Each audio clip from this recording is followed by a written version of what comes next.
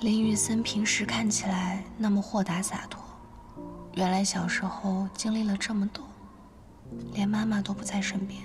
那几年呢，盛家势头很猛，然而这么一来，那几个儿子的风头却被小林爸爸盖住了。也不知道盛远内部发生了什么，林总呢就突然被派遣到国外，去开拓市场，好几年都没回来。后来，那个国家发生了政变，他意外受了伤。又没有及时得到治疗，就这么身故了。哎呀，人生无常啊！老头子也太讨厌了，又要用人家的才能，又要卸磨杀驴，对知县也玩弄这些手段。这结果肯定也不是他想要的。可是是他直接导致的呀。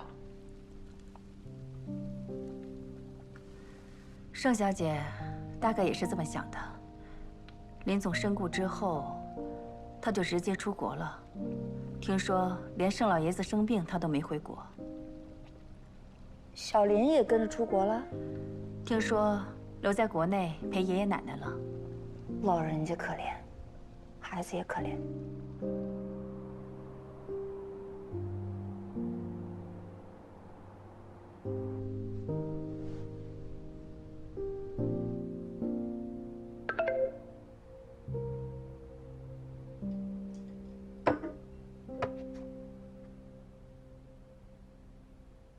还没等到结账你就暴露身份，你没钱拿了。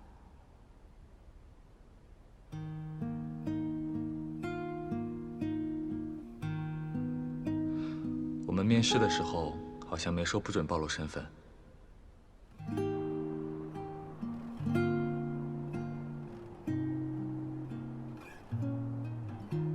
现在加上，你真的很过分，都不跟我沟通下就自爆。我怕我再不坦白从宽，你妈妈会扣我分。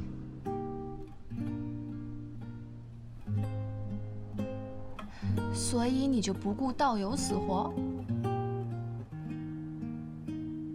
我道友让我上岗当教练的时候，也没通知我。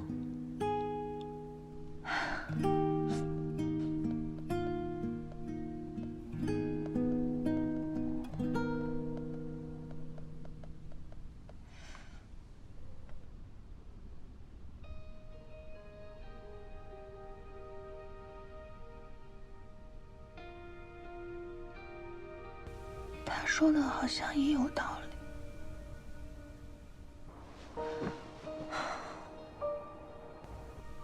什么时候开始，我和他这么不讲道理了？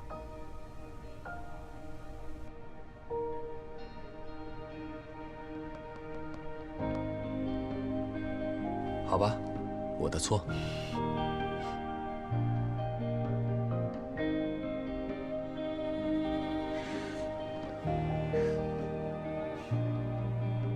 就是嘛，你居然敢反驳我！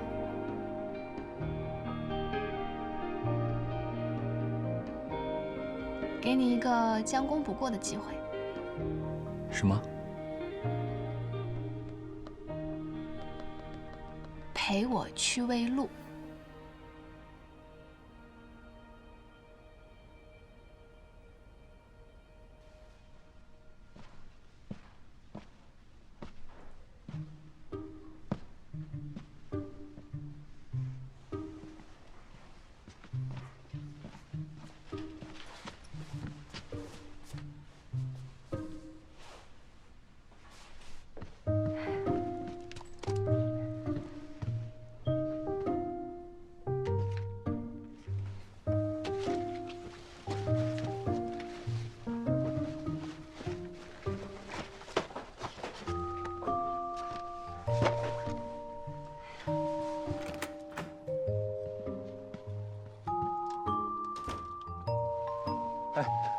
路滑别跑。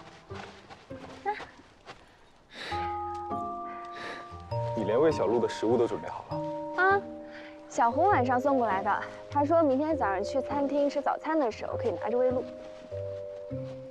那你拿走了，明早喂什么？还有啊，而且说不定小鹿更想吃宵夜呢。哎，你看，等一下，你好，小鹿是要收回去了吗？对，本来天黑就收了，过年再稍晚一些，你们明天早点来吧。啊，那好吧。他好像想吃夜宵，我们能不能喂一块？行，你们胖子头啊是最馋的了。怎么喂啊？你下。这样。对。哎呀，哎呀，哎呀！小心小心。它的脚好漂亮，这是什么鹿啊？这叫驯鹿。驯鹿。你要再喂一块？这样。对。哎呀，哎呀，哎呀！小心小心。哎，你摸摸。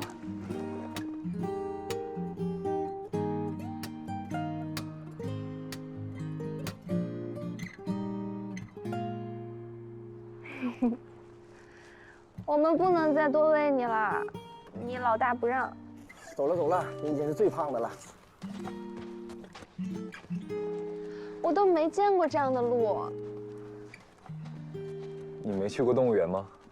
好像很小的时候，我就在动物园见过。我当然去过动物园，但是我好像没去见过鹿。我每次都直奔大熊猫，可恶，大熊猫每次都给我看屁股。那现在鹿跑了，我们怎么办？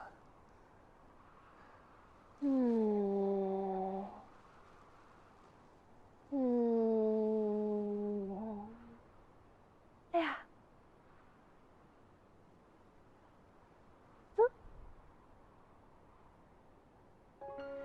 我们放烟花吧。但是有一个事情你要先去做，去问人借个打火机。好，等会儿。Never felt this way before.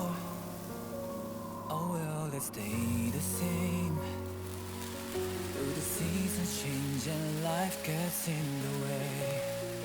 All this time you're in my mind. I'll dream of when I hold you every day.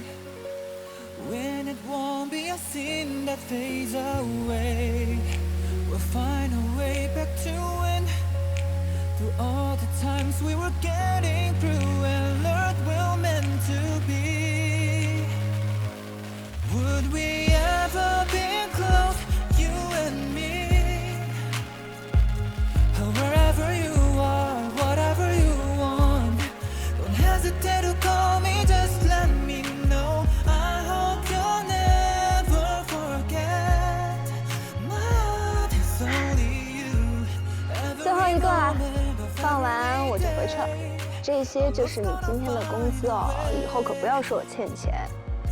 这是天价烟花吗？怎么了？不可以呀？烟花虽然不贵，但是我可是顶着零下20度的温度和你一起放的，难道没有附加价值？太有了。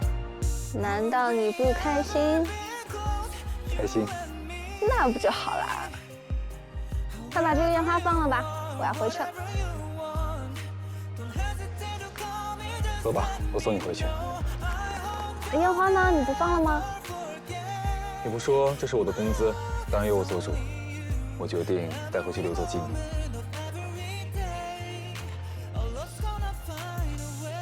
等等我。哎呀！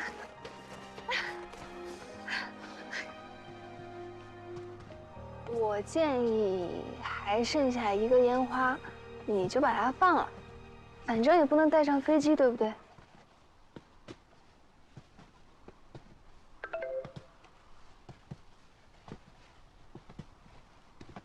逆极光，你人呢？你不会溜出去找那谁了吧？大人的事情你少管。不是，那我的烟花我能管吗？白天骗我的事我还没跟你算账呢，你晚上还偷我烟花，现在出去都不带我了，形势越来越恶劣。不行，你跟你那个上司说，明天我要向他发起挑战。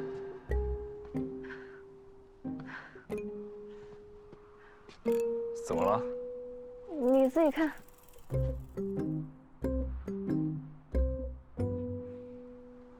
问问他什么挑战？好。他问你什么挑战？果然又没人跑出去。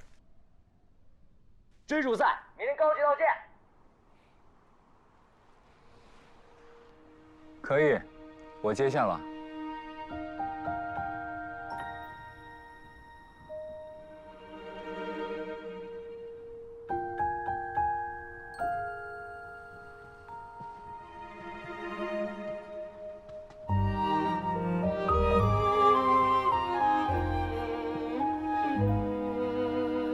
手机都随便给人家用。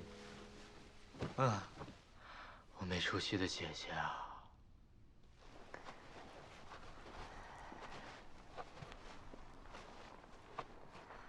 那我回去了。等一下，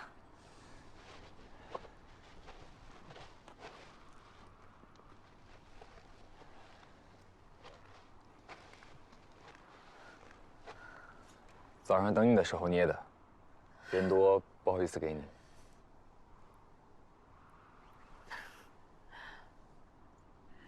今天是滑雪板，你的手真的很巧哎。可能在精细活上有点天赋。啊。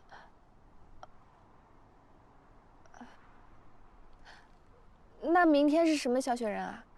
明天，我还没构思好，回去想想。好吧。那明天见。明天见。听心跳加速的声音，听在我耳边轻声低语，安静呼吸，多么希望和你就停在这里。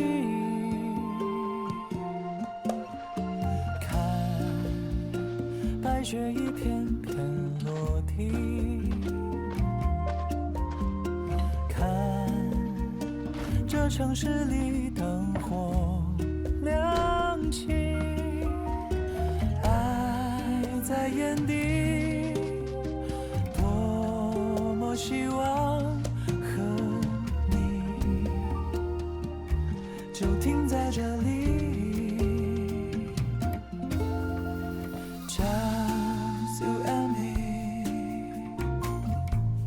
仿佛这个世界剩我和你，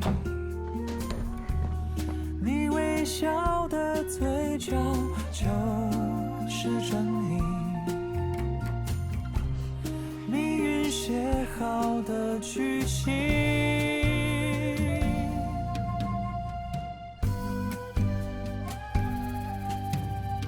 Just you and me。Just you and me。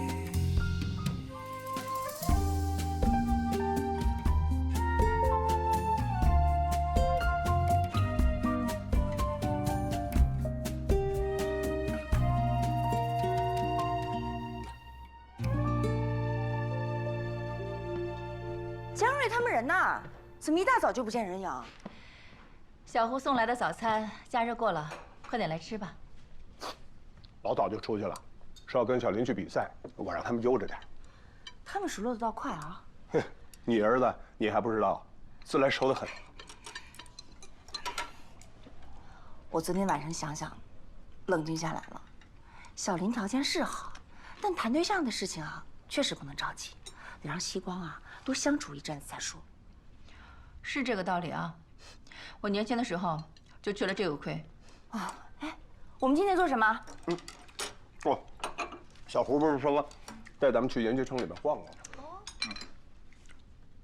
你们夫妻俩去吧，我就不当电灯泡了啊。我在酒店附近走走。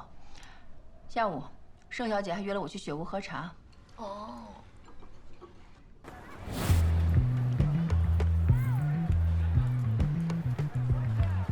你真的要和林雨森比赛吗？你不觉得这种比赛很中二吗？哪里中二啊？这叫热血竞速，懂吗？怎么说，林哥，比不比？我都换单板来了，你说呢？嘿嘿。你为什么换单板？哦，双板时速快一些。姜瑞输了肯定不服气。哎，你不要赛前垃圾话，这样说干扰比赛了。哦，抱歉，我以为这是热血的一环。好吧，好吧，你们两个热血吧，我在终点等你们。一起上去吧，上面有咖啡馆，你不去看看雪顶风光？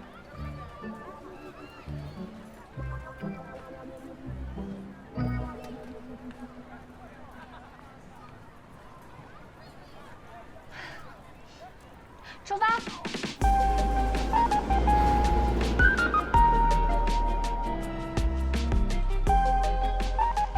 这就是我们要征服的高山。站远点，别让人觉得我们是一起的。姐，我们去那边咖啡馆坐。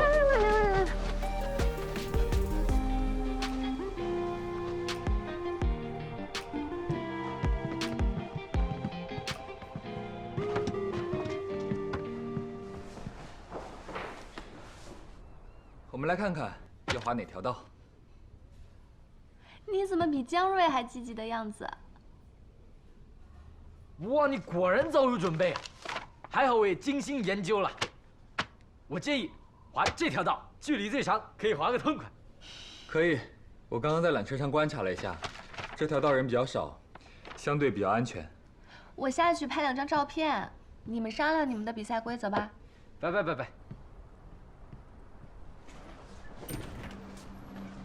哦。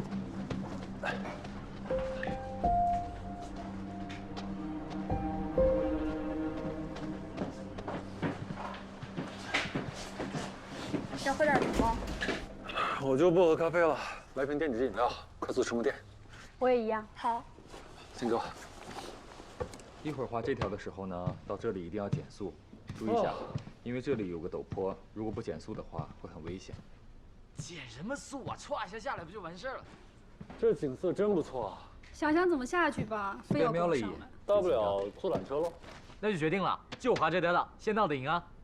可以，不过也说好了，安全第一，比赛第二，滑出自己的水平即可，不要为了赢无限提升速度。啊，那当然，我宝贵的生命才刚刚开始呢，才不想去骨科呢。不过要是你输了，就自动放弃追我姐吧。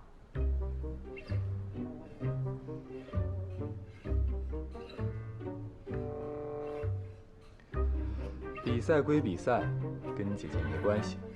输了，我也是要追的。不过你这么说，是不是不太好？如果被她听到……哎，我才不是这个意思啊！你别乱上升啊！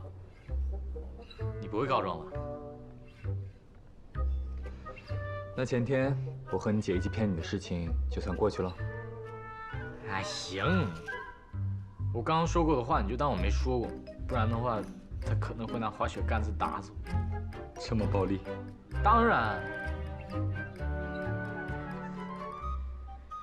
然不是，我姐可讲道理了。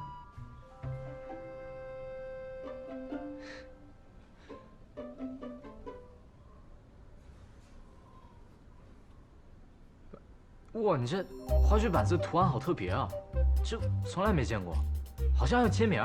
对，我妈帮我定制的。你喜欢的话，我可以帮你订一个。哎，你不要试图收买我。在你成为我姐正牌男朋友之前，我不会收你任何礼物的。立场这么坚定啊？就是立场不坚定才不敢收啊。走吧，出发。走。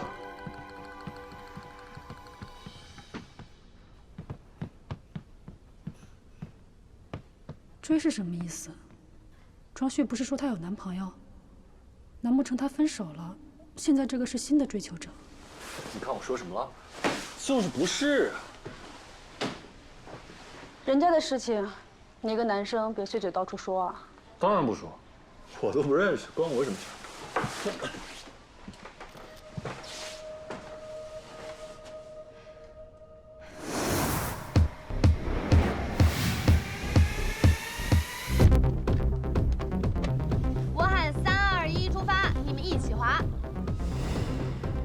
安全啊，安全第一。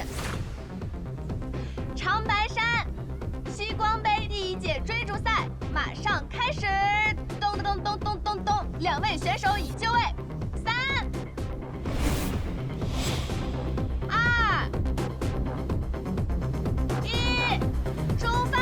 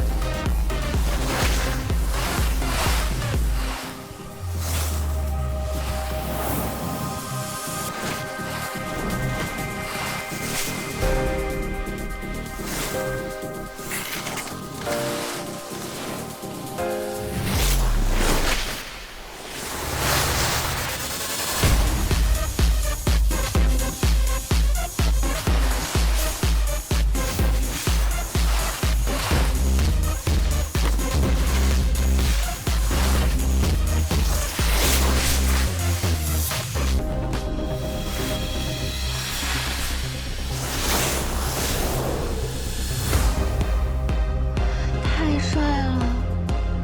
我要是这么强就好了。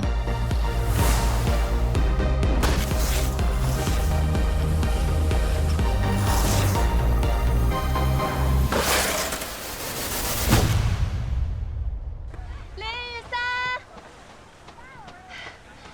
你们谁赢了？啊，就差一点点。险胜。好吧，其实还是有点差距的。但是毕竟我高中3年都没滑嘛，等我恢复一下再战。随时恭候。我刚给你们拍到了一点点视频，真的太帅了。你看，哦，我决定了，我也要上高级道。你先把初级道彻底征服了吧，然后征服中级道。别一口气想吃成胖子，结果到时候走下来妨碍大家滑雪。你好好说话。啊，姐，你打我！王菲也为你说好话。啊？怎么听起来你像说我坏话了？哎，没有，我就是说你充满张姐风格嘛。最好是没有。而且我又没说这次就上高级道，我肯定要慢慢来嘛。好了，我不跟你们说了，你们去你们高级道玩吧，我去拿板子去初级道练了。我和你一起去。不要，你自己滑自己的。耶，你不会生气了吧？生气你个头！你们有高级道的水平，陪我去滑初级道，肯定没有什么乐趣啊。所以我说分开行动。哦，那的确没什么意思，太缓人又多拉不起速。那就这么决定啦，我们各玩各的，中午集合一起吃午饭。明天我跟你分开滑，今天我还是和你一起。不要。你的心意我领了，但是我的教学计划不能乱。什么教学计划？下午带你上中级道。那好吧。黏糊糊。干嘛？你干嘛呀？神神秘秘的。你这次谈恋爱要有些技巧，懂不懂？不能跟以前似的。等一下，我们还没有谈。啊，我知道，就是说跟男生相处不能太实诚，要有技巧。啊，你恋爱都没谈过，还来教我？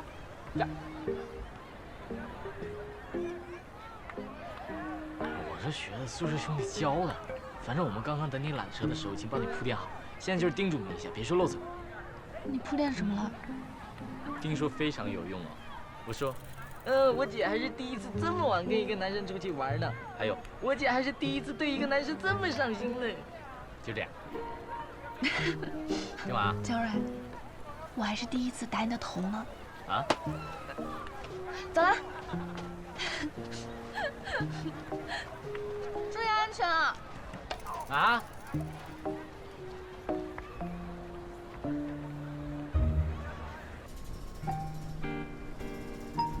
不用太紧张，这边中级道不算陡。没紧张。今天早上的比赛，我是不是应该让一下江蕊？当然不能让了。我对这个倒没什么胜负心。滑在他前面的时候，考虑过一瞬，不过一想到你给这个比赛取了名，我就立刻放弃了这个念头。西光杯，我当然不能让。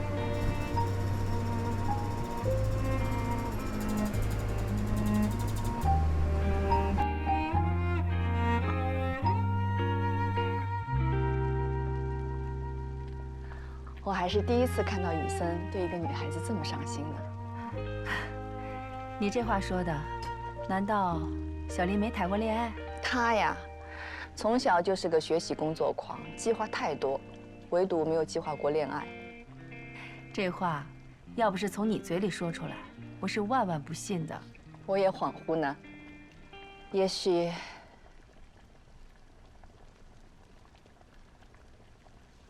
是受到家庭影响吧，他孤身一个人惯了。小林很优秀，性情也好。是，这一点我可以给你打保票。孩子们的事情，就让他们自己去发展吧，我们就不管了。你这一句不管了，就是对他最大的肯定。你现在一直在瑞士？我在瑞士的一所大学里任教。你昨天见的就是我现任的丈夫老骆，我们前几年结的婚。那挺好的，一切都往前看。你呢？你可能知道，我前几年跟西光爸爸离婚了。听说了。我一直以为一起打拼、白手起家的夫妻会有所不同呢，没想到。那当然还是有很大不同的。我分走了1半身家。你这话让人身心愉悦，应该大喝一杯。来，你现在在做什么事情啊？我保留了一些股份，自从离婚以后就不管公司经营业务了。我现在闲云野鹤，也做些投资，赚点小钱。轻松一点也挺好的，不过也有点可惜。其实当年我一直觉得，你比你前夫更有商业上的敏锐和才能。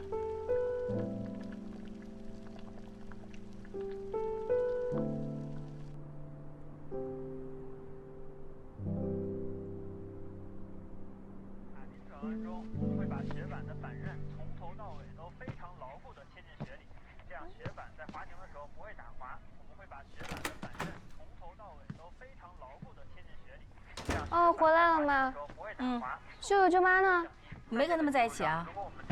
下午跟小莲妈妈喝了茶，聊多了，又吃了个晚饭。那你没说我什么吧？没聊你们，我们就没有自己的话题啦。我们说了说过去的事儿，你刚刚比划什么呢？我在网上看滑雪教学视频呢，自己偷偷努力一下。这是被江瑞传染了。这学滑雪比上班上学还认真。我上班也很认真的，好不好？林雨森给我砸了一大堆活，我都超预期完成。超预期是他说的。行，那你练吧，我洗澡去了啊。哎，别走别走，我正好有工作上的问题要问你。走走走。是这样的，我们公司不是对厂区进行扩建嘛，然后有一块地一直没确定用途，我就提议说做一个光伏花园。我跟工程部、技术部聊过之后呢，打算把这个花园的主体建筑做成光伏建筑一体化，这样更节能美观，还有示范性作用。但是技术难度大，预算也比传统方式要高出很多。老妈，你以前是做建筑工程的，有什么省钱又不降低标准的方法可以教我吗？虽然李宇森说会全力支持我，但是我还是想着能省则省。我女儿真的长大了，开始认认真真的做事情了。你和爸爸都有一个毛病，我做一点该做的事情就夸我。我说的是以前的爸爸，这样其实不好，知道不？我没被宠坏，全靠我自己根正苗红。哼，你这不是也挺会夸自己的吗？这个光伏小花园看似简单，但是从上到下方方面面，要调动的资源却一点都不少，很能培养你对项目的执行落地能力。是啊，我各个部门跑的人都收了。这倒没看出来。解决资金问题，无非就4个字：开源节流。开源，你可以考虑这个小花园是不是可以引入一些经营性的业务，比如饮料、轻食，再把这部分业务提前承包出去。如果你们的光伏建筑代表了先进理念，有示范性作用，你还可以从政策的角度出发，看看有没有口子可以申请政府的补贴。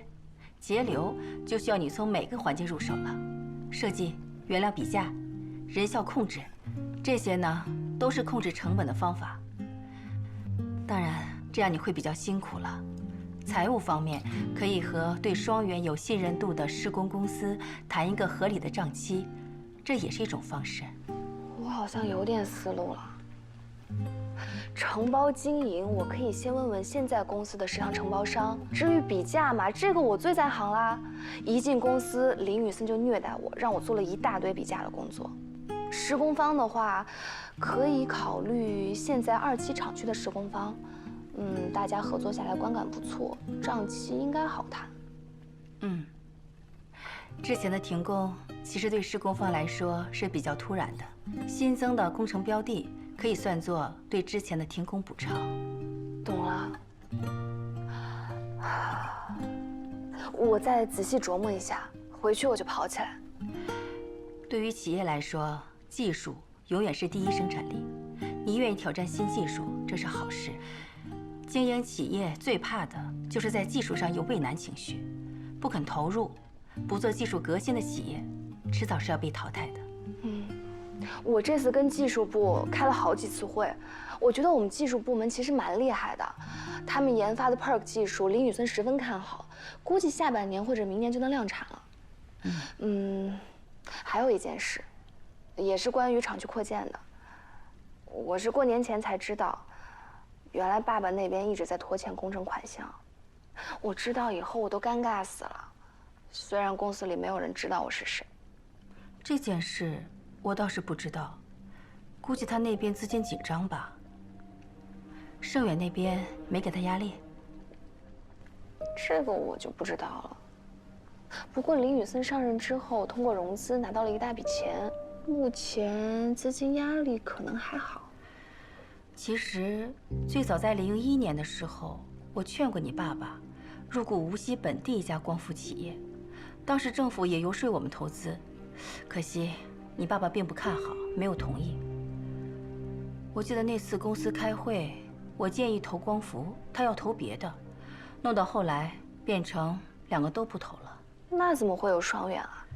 那是05年的时候，我再度提起，他本来还犹豫，可是后来盛家也感兴趣，跟他一说，他就十分爽快地同意了。可惜那会儿已经错过了光伏行业的第一波爆发。他怎么这样啊？你说他就不同意？也不用想太多，他有他的看法，不是全无道理。后来可能是看到03年那一波行情眼热了吧。哎妈，你说的01年的那家公司是万阳光伏吗？他们现在的经营状况好像不是很理想。前些年，万阳为了上市回购股份，所以第一波投资人带着10倍以上的高额回报离场了。我们那个时候若投了，还是可以获利的。现在的万阳的确危机四伏，商场如战场，一招不慎就满盘皆输。行业起起伏伏，危机总是忽然而至。如果你以后要做一个经营者，有一句矛盾的话，你一定要记得：商业固然逐利，但是又要有一颗名利之外的平常心。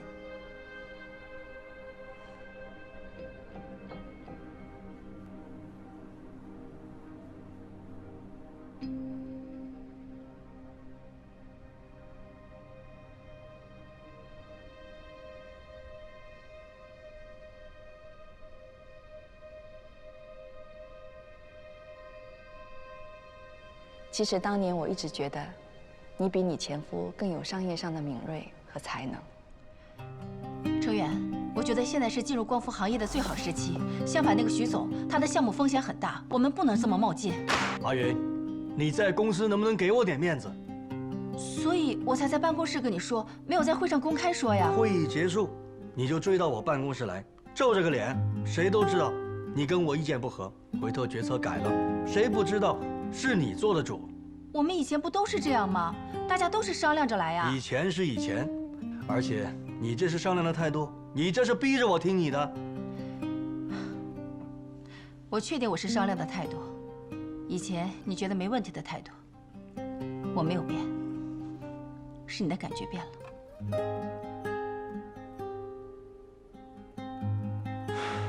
阿云，我真的不想工作上的事情影响到我们的感情。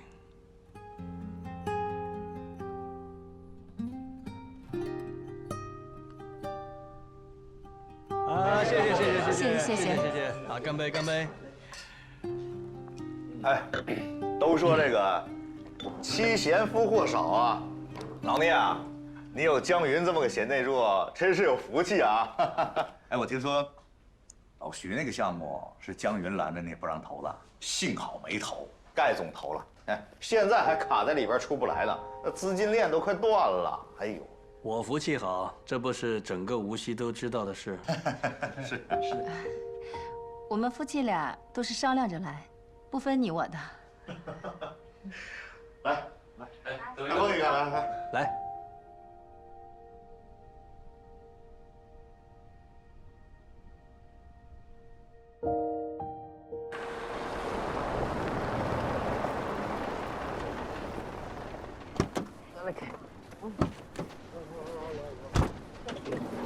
哎呀，谢谢儿子，乖了哈，谢谢啊，小佛啊。今日亲子活动已完成了，下午跟姐滑雪去了。要想去你就自己去，没事拖你姐干什么？不是，他自己上瘾了，好不好？他都跟林哥约好了，下午1点在滑雪中心见了。不信你问他嘛。哎，人呢？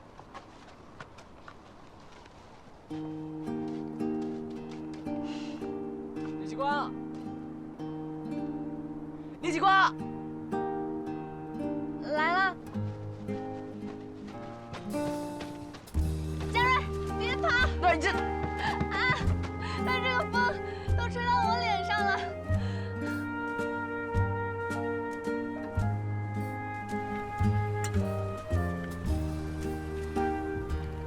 那就按照昨天说好的，我们今天各滑各的。可以。现在差不多1点，我们几点集合啊？5点半。差不多5个小时，你滑得动吗？哎，你看你谁呢？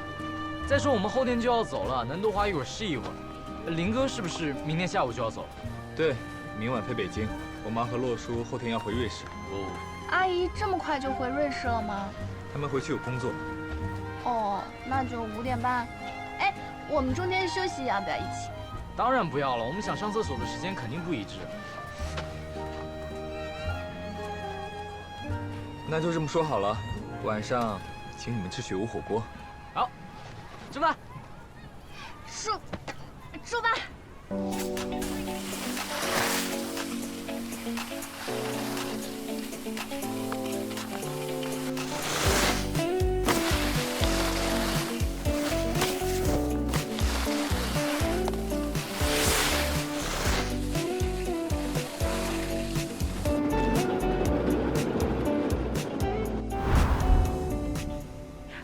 行不行啊？要不还是坐缆车下去？拜托，不要问一个男人行不行 ，OK？这最后一天了，总要挑战一下吧。再说了，实在不行的话，我滑一半走一半，不行吗？只要你陪我。我以为他要说什么豪言壮语呢。那我不管你了，咪，我们走。拜拜，再见。哥，你一定要慢一点啊！只有咱们2个出去就守望相助了。放心，风控是我的本能。哎，庄，我看到你学长姐姐的追求者了，她的滑行姿势好潇洒呀，看上去是个高手。什么追求者？你学生姐姐的？哎。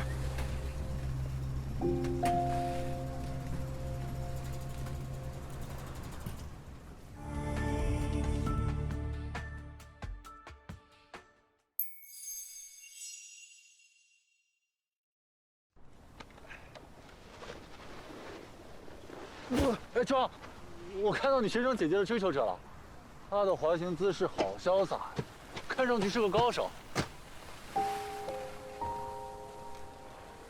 什么追求者？你学生姐姐的？哎。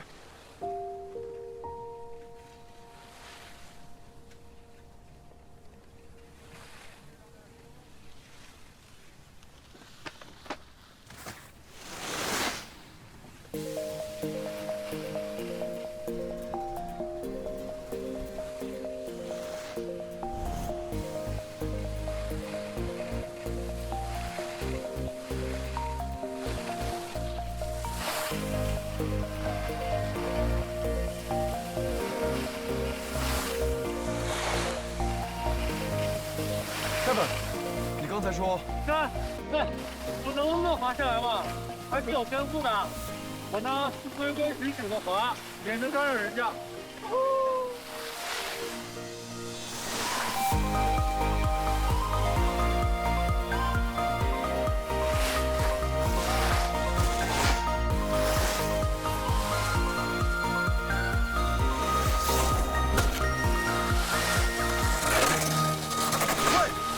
小心！哎！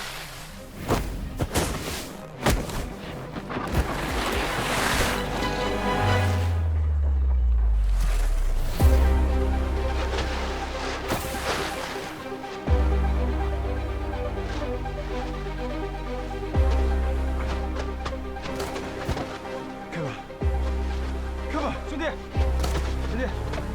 没事吧，兄弟？开吧。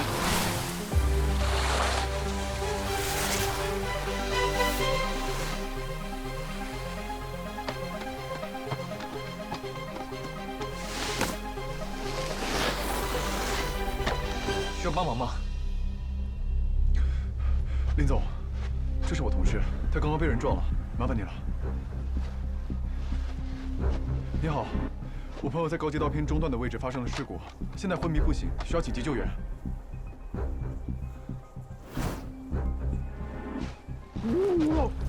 醒了，一个伤员。好的，谢谢。救援队马上到。Kevin，你怎么样？我怎么在这儿？ 我玩花园不小心摔了，把你给撞了，赶紧看看有没有事儿，我一定负全部责任。我不记得。你现在能听清我说话吗？能听见。别乱动，等救援队来了再说。需要再观察。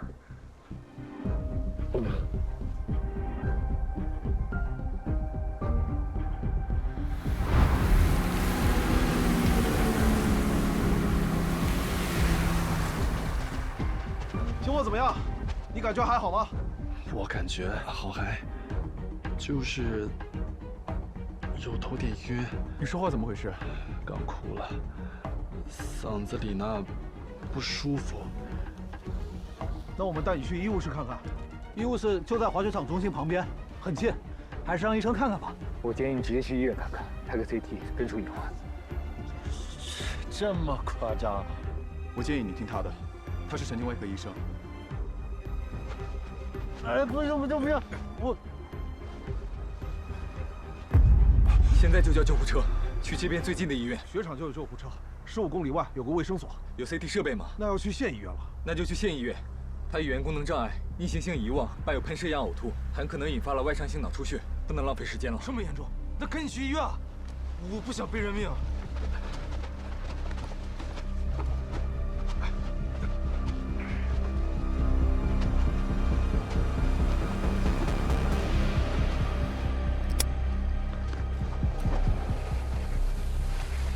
哥们儿，刚听说您是脑外科医生，提前是，现在已经转行。那也是专业医生，实在不好意思，我怕路上有什么状况我们处理不了，能不能麻烦你跟我们一起去医院？可以，谢谢。那您跟我坐摩托车一起下去吧。那您……谢谢林总，我自己去县医院。应该的，不用客气。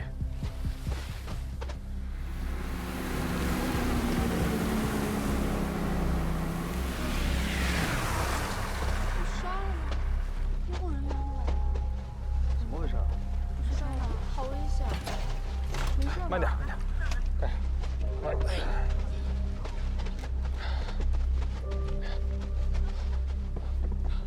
小刘医生，这位游客是专业脑外科医生，他答应一起去医院，脑出血就是他提醒的。哎呀，太好了，我平时都是看骨折的，耽误您时间了。没关系，这儿还有甘露醇吗？有。有没有冰块和毛巾？一会儿把我闪片的垫在脑后。有，医务室有，我去拿一下，头盔给我。好，走上车。来。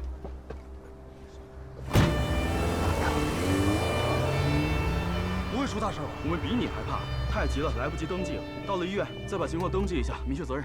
都我的，都是我的。等一下，还有一个我撞的人的朋友，快把东西放车上，咱们赶紧走。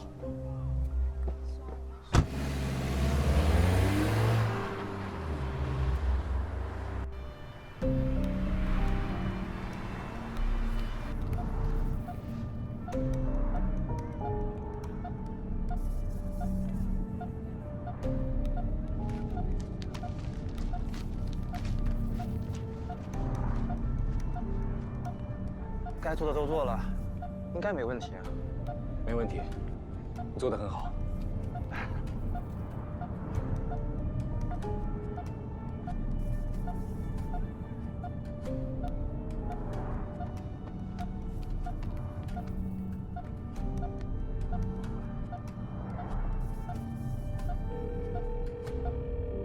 对不起，您所拨打的电话已关机，请稍后再拨。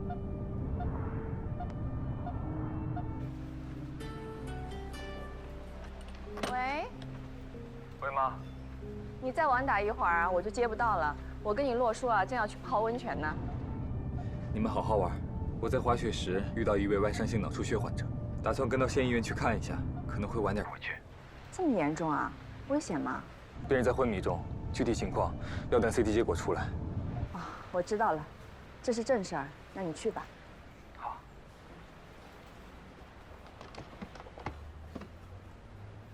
啊，雨森遇到一个脑外伤患者，他不放心，送去医院了。他呀，现在虽然不能做手术了，但仍然有一颗医者的心。这何尝不是让人更痛苦？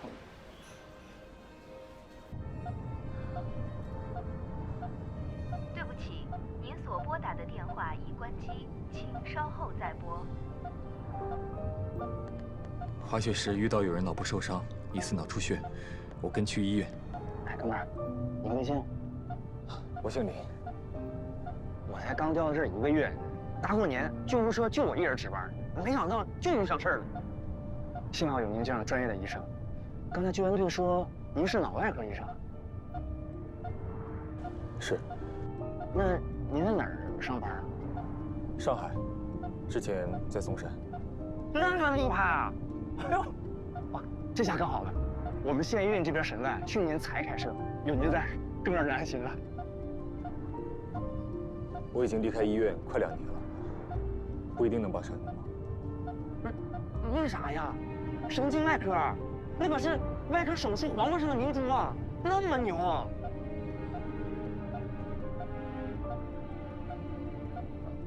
不好意思啊，我看看他的状况啊。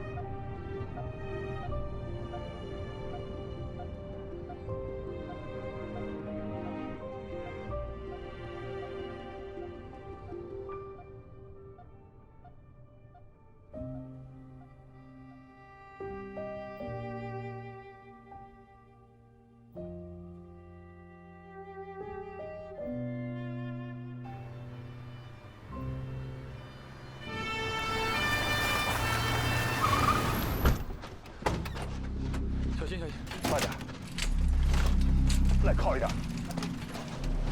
慢点啊。病人情况怎么样？男，约30岁，下午1点半滑雪时摔到头，当时有轻微的逆行性遗忘和中间清醒期，1小时前出现意识冷漠，很快昏迷，伴有恶心、喷射样呕吐，GCS8分，考虑硬膜外血肿，量不小。您是？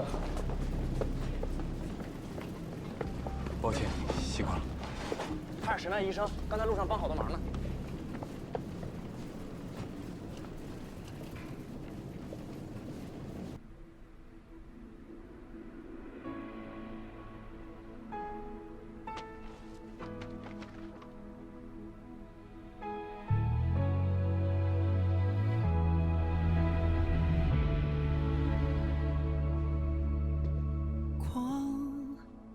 隔间玻璃上，看不清方向，一如既往。冰在心中融化，却听不到回答，如何放下？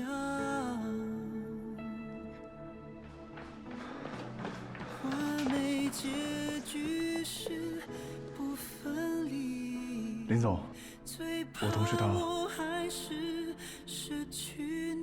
庄经理，你同事正在进行急救，具体情况要等 CT 结果出来。我只能做到这儿。人已经送到，我。在记忆长廊找寻你的微光，不想写下。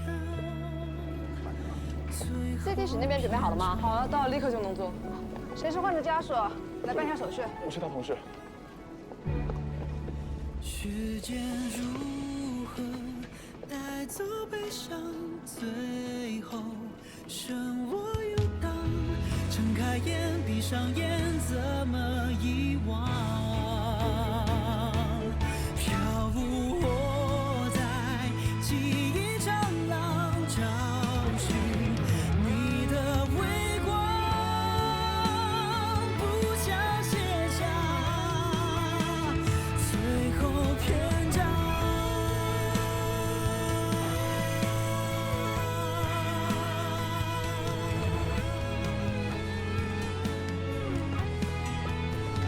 请问您是嵩山医院的脑外科医生吗？是。你要走了吗？没有，出来透口气。我会等病人 CT 报告出来。那太好了，我们主任想见一下你。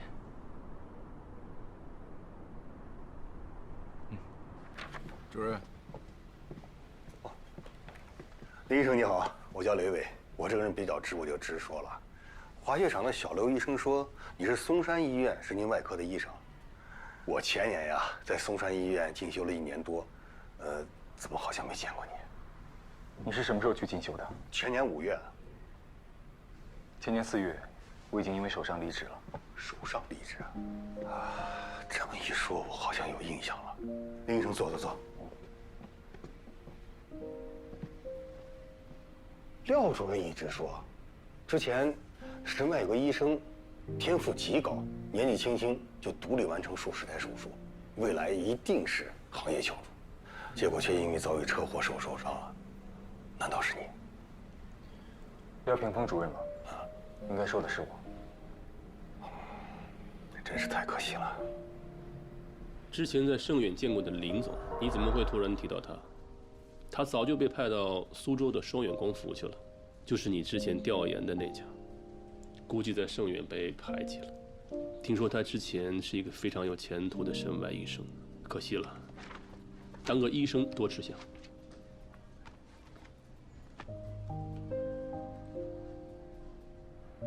这次这个病人多亏你及时送来，待会儿 CT 结果出来，如果情况还好，我们打算把他转到市级医院去，他们那边经验比较好一点。我们这边毕竟是一个县级医院，因为离雪场近，骨科还是比较出色的。设立神经外科的目的呢，主要是为了处理一些急症。这样处置很妥当，一切都为了病人。几年前，我们这里曾经发生过一起事故，车祸，头部受伤，送到市级医院已经来不及了。我当时就想，如果我们这里有神外，能做基本的急症手术，病人是不是就可以活下来？正因为这个原因，我才去嵩山医院进修了1年多。我年纪也不算小了，林医生不会觉得我多此一举吧？当然不会。医学本来就是一门需要不断精进、不进则退的学科。喂，主任，医务处联系了市医院，市医院那边说今天下午市区出现连环车祸，手术室已经满负荷运转了。怎么这么巧？我们这边不是不能做，我是担心经验不足，对患者预后不好。主任 ，CT 结果出来了。林医生，你也看一下。市医院能不能接收已经不重要了，出血量超过70毫升，来不及转院了，必须立刻手术。是，已经没有退路了。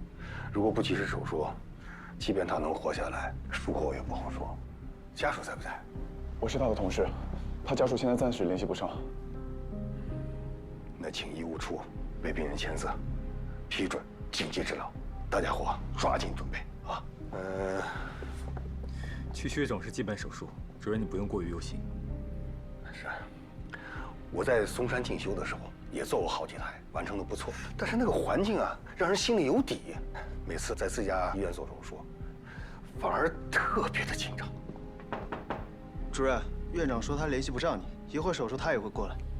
好，林医生，我有个不情之请。你说，想麻烦你留下来压个阵，我一定会竭尽全力拯救病人。但万一手术中出现什么突发状况，希望可以借助你的经验得到指导，这可能会让你承担一些风险。雷主任，我明白，知道就不敢当，但人命关天，我职责所在，不敢推辞。这是我的医师资格证和执业证，麻烦你们验证一下，走下流程。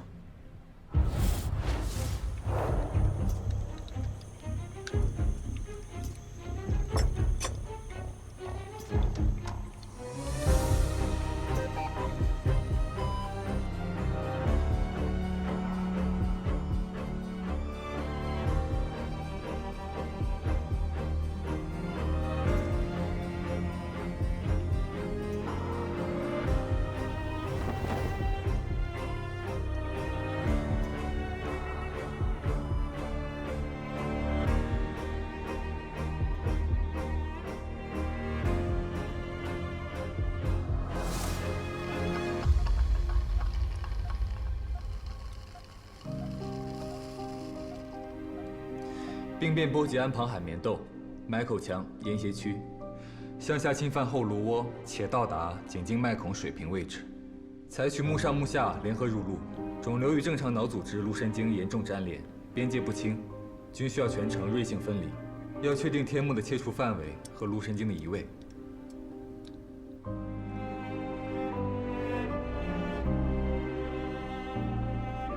病人中线位偏移16毫米。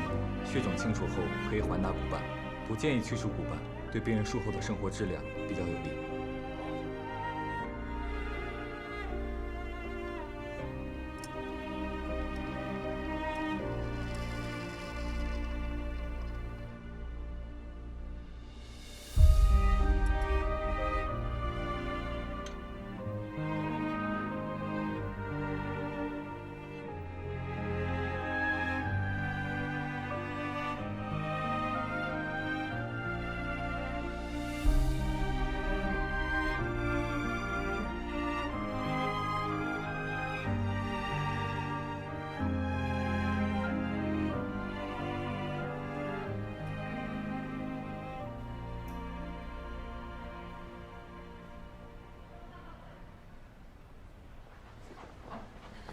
张旭，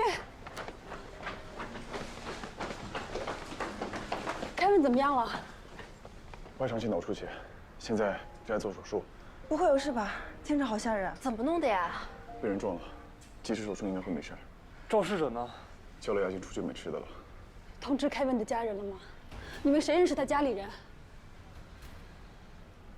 我已经问过人事了，人事说会尽快联系到他家人。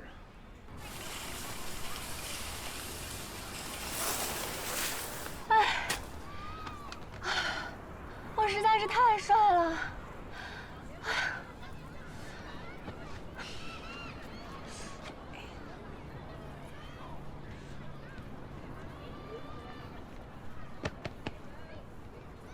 低温关机了。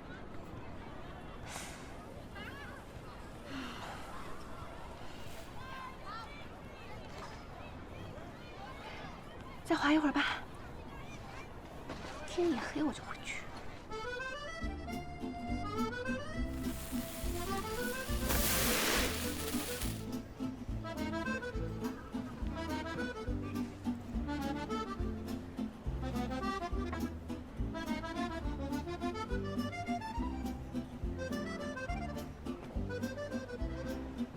您好，就这些吧。170，您的手机还要充会儿吗？应该差不多了吧。谢谢。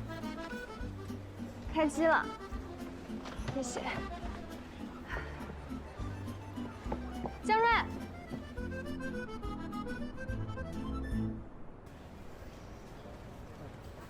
，2瓶多少钱？3瓶，刚好。哟，体贴哦。不能厚此薄彼。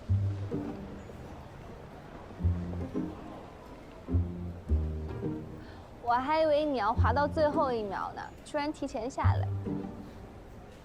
我下来上厕所啊。你不要这么大声好不好？哎，你是什么时候下来的？我手机电量低，在山上遇冷直接关机了，我搞不清楚时间，4点多就下来。我买了一些纪念品送人。哦。哎，那林哥呢？应该快下来了吧？他不会迟到的。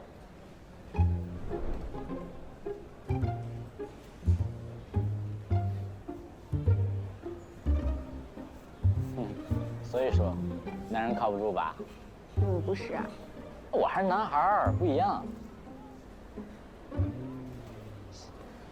应该有什么事耽搁了吧？我发个信息问问。你还没下山吗？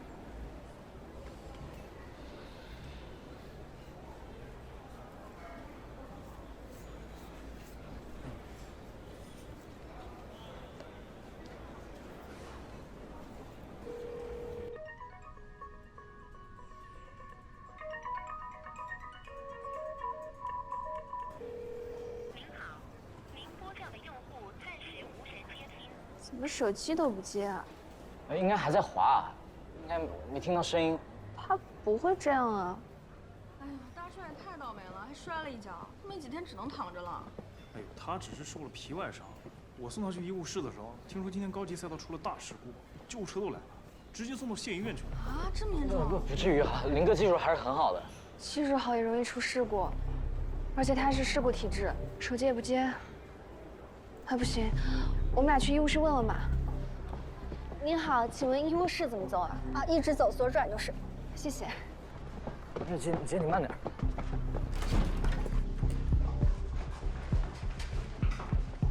你们有什么事吗？哦，你好，我们想问一下，今天有没有一个姓林的伤患送过来啊？没印象。我去说你想多了。我听说有个人送到县医院了，他也不姓林，对吗？这个我倒不知道，当时我在忙，只看了一眼。那个病人怀疑是脑出血，没在我们这治疗。对，在山上就叫了120，直接救护车送到县医院了。那他留资料了吗？太紧急了，我们的工作人员都跟着去医院了，所以没留资料。你是他亲属吗？我联系不上我朋友了，所以来问问。受伤的人长什么样子呀？长得挺高的，穿着黑色的滑雪服。我就瞟了一眼，就去忙别的病人了。啊，他们的血碗还在这儿。请问他送到哪个医院去了？天池县人民医院。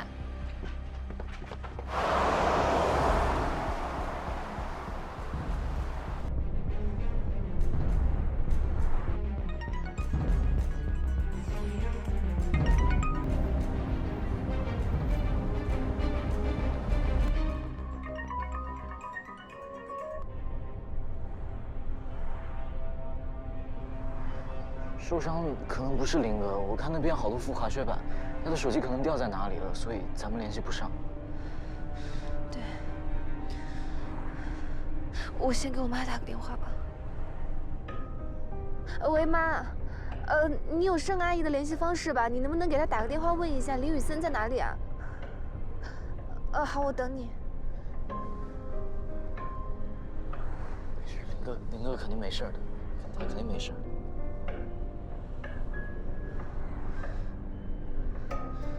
妈，我打了，没人接。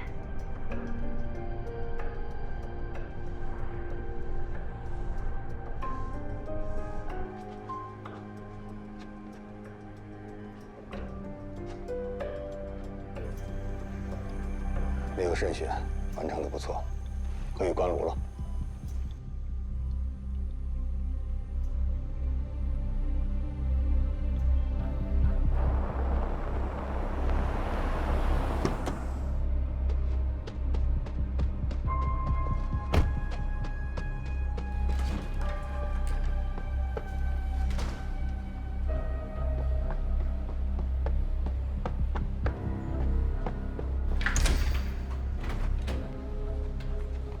医生，手术非常成功，脑部血肿基本消除，出血点已经止血。太好了，谢谢医生啊！谢谢医生，谢谢。现在病人呢意识还没有恢复，一会儿呢将转到 ICU 进行监控。24小时内意识恢复了，就彻底脱离危险了。啊，太好了，谢谢医生，辛苦了，辛苦了，辛苦了。啊，不客气，不客气啊。没背事儿。接下来需要做什么？接下来啊，我得要说一下。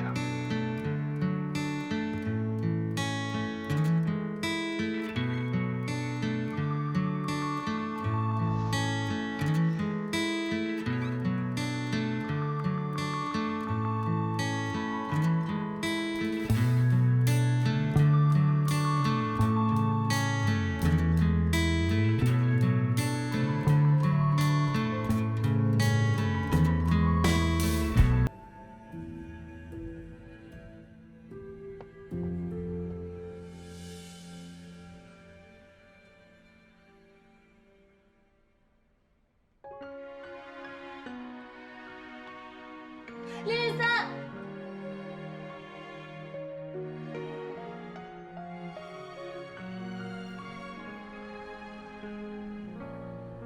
Never felt this way before.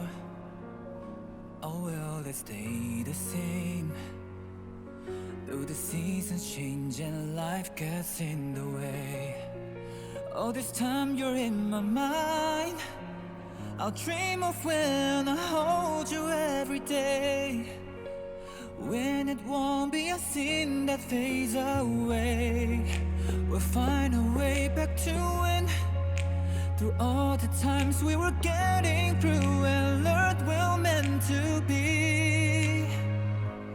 Would we ever be close, you and me?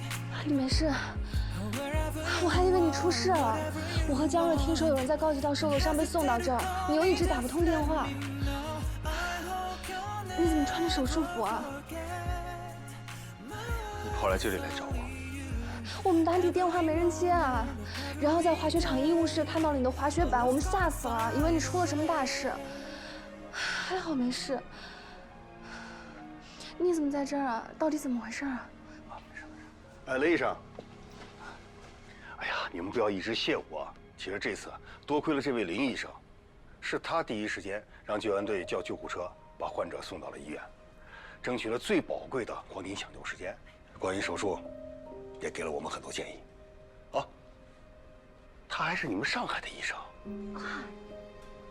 操刀的是你们，我只是提了些建议。谢谢。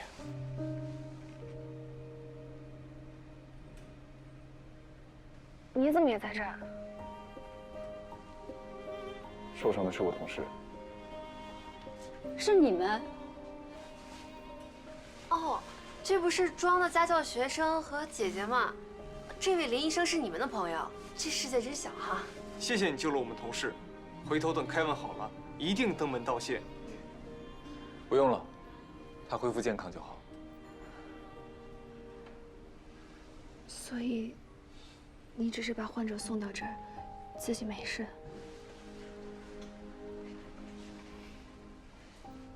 我没事。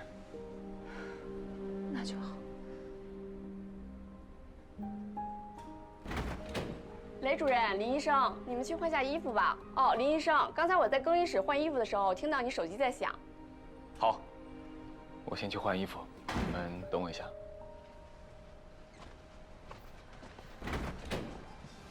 谢谢医生。谢谢医生。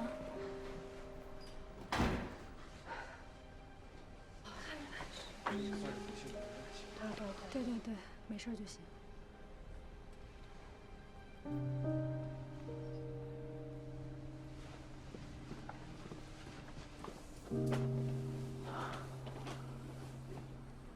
姐，我就说你想多了吧。那个滑雪板真的很吓人吗？不过林哥刚刚真的好酷哦，穿着那个手术衣，感觉跟变了个人似的。他以前本来就是很厉害的神经外科医生。干嘛装啊？做手术多帅啊！但不过他也真是的，也不跟你打个电话。哦，你电话没电了。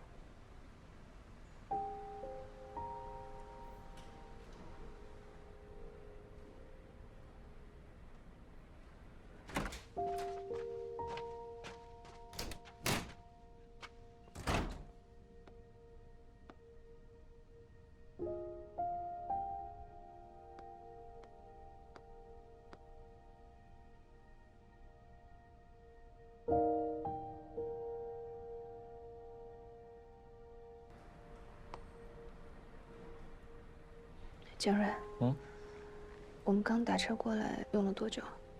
司机没带我们走高速50分钟吧？怎么了？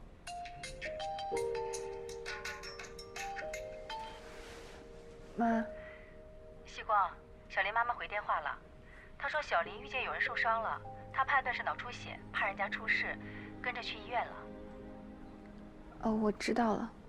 妈，你知道盛阿姨是什么时候知道的吗？这个我倒没问，不过她说下午一直在泡温泉按摩，所以没听到我的电话。那应该泡温泉之前就知道了吧？怎么了？没什么。我跟江瑞稍微晚一点回去。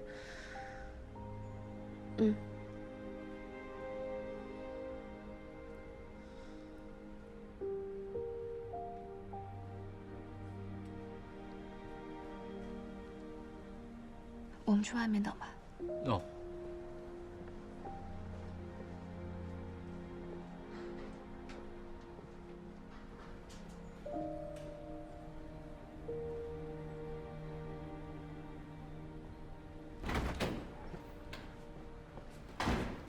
他们好像出去等你了。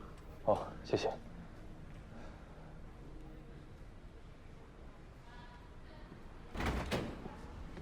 林医生，林医生，等一下，我刚才跟廖主任打了个电话，你跟他也说几句啊。好。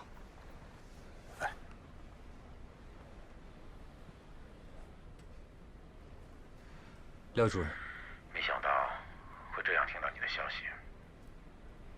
于森，我之前的提议一直有效，相信那也是你老师所希望的。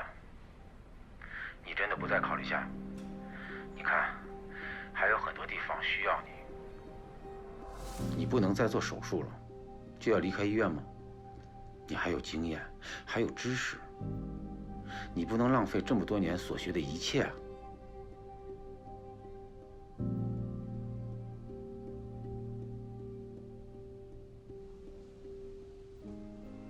我做不了手术了，那我谁都可以替代。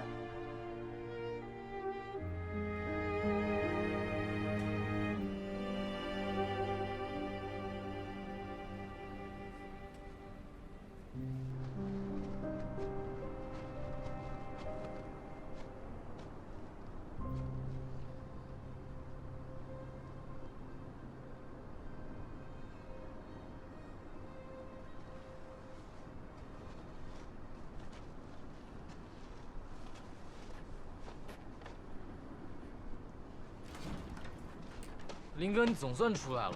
我姐不知道为什么非要来外面等，咱们赶紧找个地方去吃饭吧，我要饿死了。啊，我在学火锅。好。对面有家火锅店，我们到对面坐下说。行，热的就好。等一下。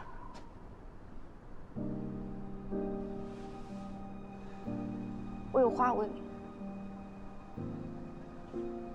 我和江瑞打车过来，大概50分钟，救护车可能会快一点，就算30分钟好了。那这中间，你就算要救助病人，也是有时间给我发个微信，留个言的，对不对？那这么长的时间，你为什么不给我发个微信呢？我就算手机关机了，我开了机还是能看到的呀。对不起，我就像一个傻子一样到处找你。我没想到你会来找我。你为什么没有想到？对不起有什么用啊？关键时候你根本就想不起来我，你还说你喜欢我，我觉得你根本就不喜欢我。你明知道我会担心你，你都不给我发微信。不对，你都不觉得我会担心你。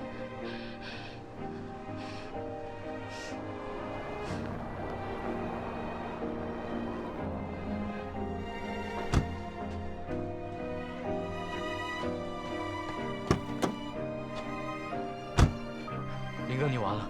我第一次见我姐这么大气，这次是真的。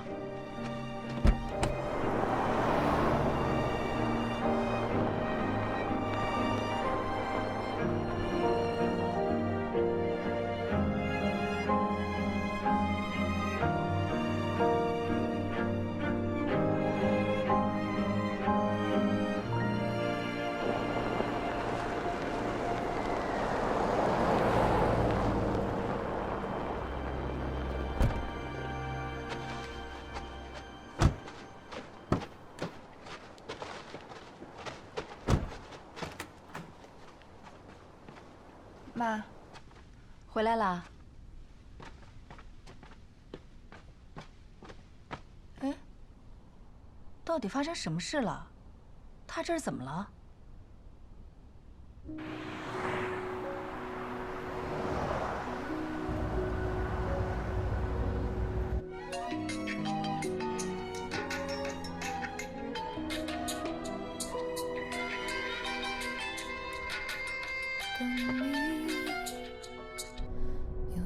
回忆不是隐形地，才无法触碰你。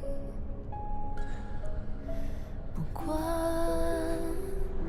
将距离缩小到多近，相交千万次，然后分离。我和你是相互错过的。最后一个啦，放完我就回去了。这些就是你今天的工资哦，以后可不要说我欠你钱。这是天价烟花吗？怎么了？不可以呀！烟花虽然不贵，但是我可是顶着零下20度的温度和你一起放的，难道没有附加价值？太有了。难道你不开心？开心。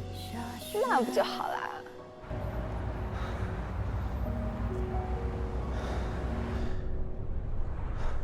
师傅，麻烦掉头。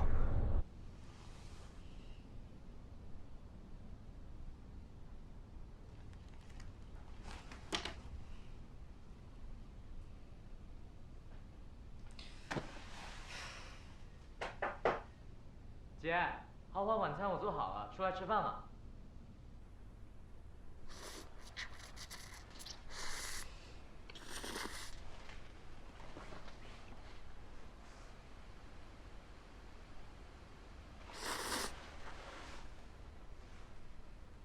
别嫌弃嘛，你泡面吃就不错了，谁让你这么生气跑回来？不然起码能在县里吃一顿。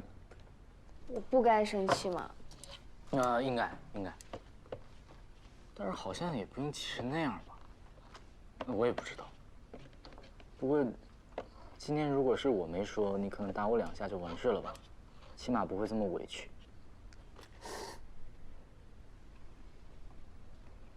委屈？